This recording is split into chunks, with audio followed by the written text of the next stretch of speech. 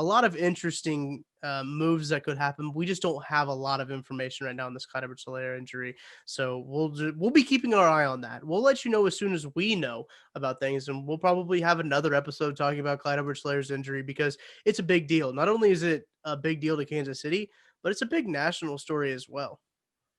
Yeah, the Chiefs are the team with a target on their back. So Yeah. anytime one of their marquee players now, people are going to bring up the value of a running back, the value of a first round running back, the Hmm. value of playing that running back, running the ball. Like there's just a bunch of hate around that. But Clyde in recent weeks was starting to get targeted in the receiving game a little bit more.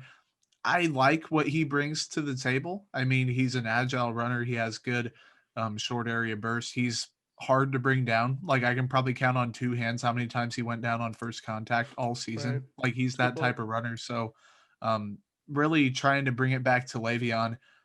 Le'Veon Bell is not a bad player. I don't think at this point in his career, he still doesn't have that short area burst. He has the wiggle. That's what I like to call it, where he can kind of weave in and out of traffic. He has that really patient, unorthodox Yeah. running style that he's been known for. And he's also a good receiving threat. So I don't think the Chiefs will be downright doomed without Clyde. But obviously, anytime a young, exciting player goes down, you never want to see that. You make a good point about Le'Veon Bell. He's gonna more than likely assume the role of running back now as a starting running back. I don't anticipate Darrell Williams to be, although I do expect him to get snaps. I Yep. expect Le'Veon Bell to get the majority of the snaps. And stop me if you've heard this before. A midseason acquisition from the Chiefs is going to play a big role in this offense. So now we see Stephen Wisniewski got to step in and play. You could obviously tell it was his first game since week one. There was a couple Yeah. times where he really got driven off the ball, which was not great to see. But I'll cut the guy some slack. He hasn't played since week one, and he's had a hurt pec. So, and now we get Le'Veon Bell. I wanted you to look before the podcast. I asked you to look up his snap count percentages, just kind of see. All right, it seemed like he did play a decent amount this last game. So I just wanted to Mhm. see how it compared to his other usages, and it's about right on par. It's just a touch more, but it's pretty close to where it's been. So how do you kind of expect Le'Veon Bell to perform, and do you kind of trust him after seeing his production these last couple weeks? I trust him. I think that really relative to Clyde's production, it's not like Clyde was rattling off 100-yard games every week. Right. Like that's just not in the Chiefs offense. They're going to try to run the ball and do things and it might work, it might not. So Le'Veon is good in pass protection, which is a Mm-hmm. plus. He can line up out wide, which we probably won't see a lot of just because we didn't see it a ton with Clyde, but it is a thing he can do. Mm-hmm. He has wiggle, he has good agility, he's hard to bring down. So I think it's going to be fun.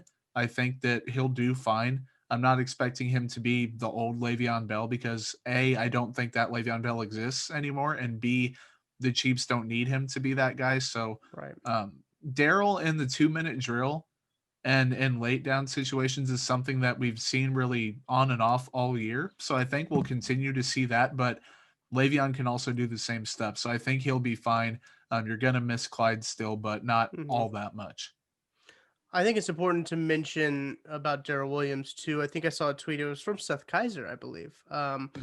He tweeted out like, "Well, you know, why are they running the ball with Bell in these situations?" And I just made a comment, just from my perspective, from what I've seen, is I think that they're doing it to keep defenses honest, right? Mhm. So usually when Darrell comes in the game, it's going to be a pass play because he's a Yeah. good pass pro running back. But you got to keep the defenses honest. You got to give him a few touches a game, let him run the ball so they respect him. So I think that you will probably still see Daryl's usage remain very close to the same. Yeah. It'll probably raise up a little bit more, but I do anticipate Le'Veon Bell to take the majority of the snaps. And I was encouraged by Le'Veon Bell this week against New Orleans. He looked really good. I've always loved his style of running. You mentioned it; Mhm. it was unorthodox. His very patient style of waiting for gaps to open up is something that's nice to see for your team, but when he's running against your team, it's very infuriating. There were a couple times on short third down, fourth down. I don't think it was fourth down, but there's a couple third down conversions where of like third and one, third and two, he would just patiently wait, and then all of a sudden, Yep. boom, he'd fall forward for the first down, which you love to see that with him.